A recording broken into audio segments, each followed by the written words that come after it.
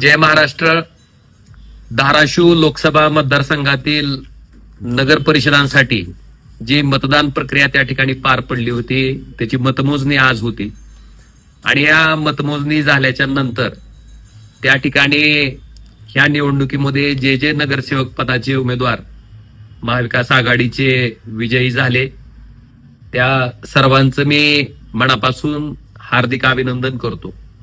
आणि आपण ही निवडणूक सर्वसामान्य लोकांसाठी लढवत होतो आणि जरी आपली सत्ता नसली तरी जी जबाबदारी लोकांनी आपल्यावर टाकली त्या जबाबदारीचं भान ठेवून 24 तास लोकांमध्ये राहून लोकांसाठी आपण काम करत राहावं एवढी विजयी झालेल्या सर्व नगरसेवक पदाच्या उमेदवारांना मी विनंती करतो.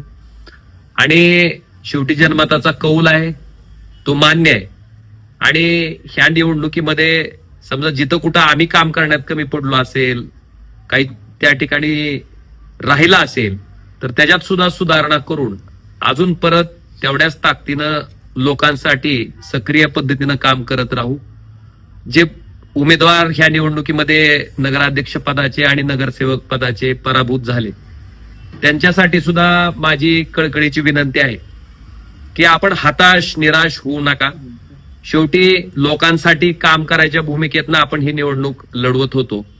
आणि मी माझं उदाहरण तुम्हाला सगळ्यांना देऊ इच्छितो आधी की मी सुद्धा 2014च्या विधानसभा निवडणुकीमध्ये त्या ठिकाणी 10,000 मतांनी पराभूत झालो होतो. आणि हा पराभव झाल्याच्या नंतर साधारणतः 3-3.5 लाख मतमोजणीची प्रक्रिया संपली. मी बघितलं की मला किती कमी मतं पडली, मग कुणामुळे कमी पडली, कुणी काय केलं ह्याच्यावर विचार करण्यापेक्षा आजच्या अर्थकारणाच्या राजकारणामध्ये आपल्याकडे आर्थिक ताकद तर तेवढी नाही माणसं जोडायला. त्यामुळे ही माणसं आपल्याला मनातनं त्यांच्या कामाच्या माध्यमातनं त्या ठिकाणी जीवानं त्या ठिकाणी जोडावी लागणार. आणि हा एकमेव निर्धार करून मी 3 वाजताच्या मतमोजणीतनं बाहेर पडलो. ते पहिल्यांदा 5 वाजताच्या पहिल्या लग्नाला मी त्या ठिकाणी उपस्थिती लावली आणि त्या दिवसापासून अखंडपणे लोकात राहून लोकांसाठीच प्रामाणिकपणे काम करत राहिलो. त्यामुळं पराभवानं खचून न जाता आपल्याला लोकांना जोडण्यासाठी जे सगळ्यात मोठं माध्यम आहे की त्यांच्यासाठी कामाला पडणं, त्यांच्यासाठी 24 तास उपलब्ध राहणं आणि त्यांच्या संपर्कात राहणं, मला वाटतंय हे काम मी अखंडपणे 14 ते 19 त्या ठिकाणी करत आलो. आणि त्याचाच परिपाक सामान्य जनतेनं प्रचंड पैशाची ताकद असताना सत्तेची ताकद असताना सुद्धा 2019च्या लोकसभेच्या निवडणुकीत तब्बल 1,27,000 पेक्षा अधिकच्या मताने आणि 2024च्या लोकसभेच्या निवडणुकीत तब्बल 3,29,846 इतक्या मताच्या फरकाने त्या ठिकाणी लोकांनी परत सभागृहात जाण्यासाठी संधी दिली. त्यामुळं आपल्याला सुद्धा विनंती आहे की एक निवडणूक झाली म्हणजे सगळं काही संपलं असं होत नाही.